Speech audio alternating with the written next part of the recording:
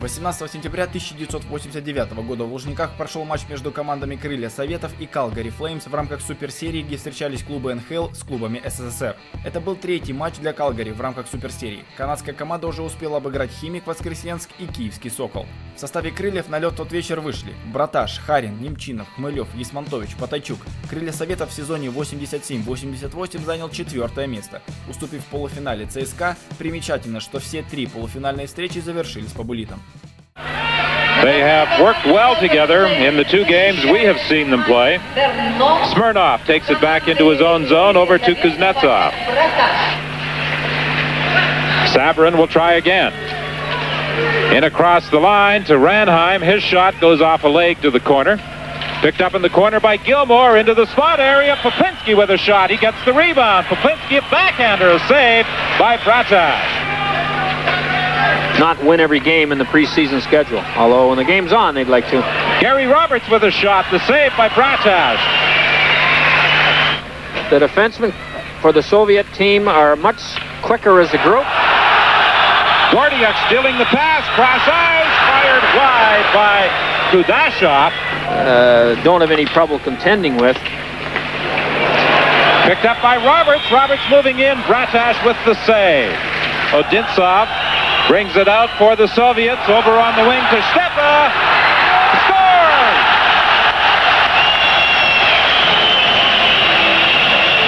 Vernon got a piece of it, but it bounced up over his shoulder and into the net.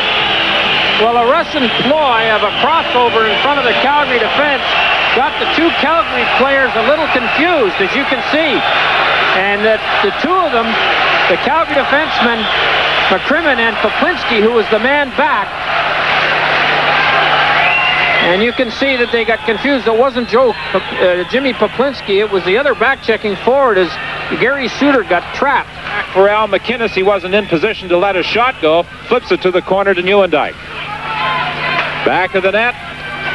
They score! A centering attempt by Т.Хантер goes off the skate. And into the Soviet net, it's 1-1. That was an attempted pass out by Hunter, and it either hit the goaltender's skate or a Soviet defenseman who was standing in the crease, and it went in on a shot from behind the net. We notice and have got word. Watch it here. Hunter from behind the net tries to pass it out, and it hits the goaltender's left skate and caroms in between his legs. We're going to get another look at it here. Nieuwendyk throws it over to Hunter, and Hunter's trying to center it. And you can see that the goaltender should have been standing up with his right foot jammed against the post and his legs together. Still being chased by the Calgary defenseman. Finally, he knocks him down. It goes back to the point to the other side. A long shot by Kuznetsov. That's steered to the corner. Well, this big line for the Soviet wings has caused troubles all night to the Flames. And they all played in the 1987 Canada Cup. Against the boards. Штепа trying to center it. The puck goes loose and it's brought out by McCrimmon. Ahead to Priakin. Priakin to Gilmore. Gilmore. Nice play to Hunter. He scores! Boom, boom, Hunter gets his second goal of the night. This one a far prettier one than the first one, as he took a nice pass from Gilmore and got in alone. The puck was bouncing, but Hunter managed to control it and put it by the Soviet goaltender to give the Flames a 2-1 lead.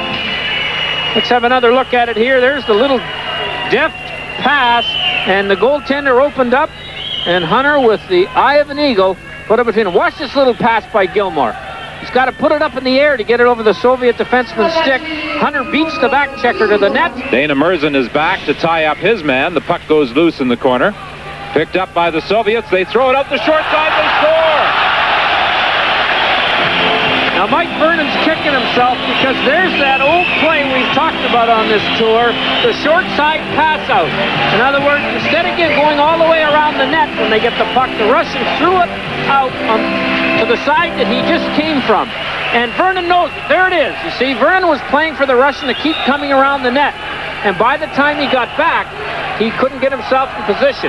And Mikhailov put it in. Now watch this. Here's Vernon coming across. The pass is back. And it gets between his legs as he does not have the stick down. And Vernon gives himself a little tap. Played up along the boards, out into the center ice area. Race after it. Kadykov. Cross ice. Fine save off Zolotov as Vernon anticipated that cross-ice pass and got to it. Another shot, Vernon at the side of the net, grabs it and holds on. Gary Roberts bumps into his man. The Soviets get the puck out. Here's Harrin moving into the slot, drops it back. Nemchinov trying to make it 3 in a row. Priyakin, the former captain of the wings of the Soviet. He's knocked off the puck, comes out in front. Gilmore scores! Backhander! And Calgary wins it in overtime. Doug Gilmore on the backhand as Priyakin managed to flip it across even though he had been knocked down. Well, it was a harmless-looking rush, and Priyakin gets an assist on the goal. Watch this. The Russians have as many players back there as you'd like, but the Russian defenseman, number 21, was very slow at going to Gilmore, and Gilmore hit it as the puck was bouncing right here. And it beat the Russian goaltender, Bratаш, and the game is over, and Calgary get the winner with... Встреча завершилась победой Калгари со счетом 3-2 в овертайме. Следующую игру канадская команда проводила с московскими армейцами. Спасибо вам за просмотр. Если вам понравилось это видео, то ставьте лайки, подписывайтесь на канал и увидимся в следующих видео.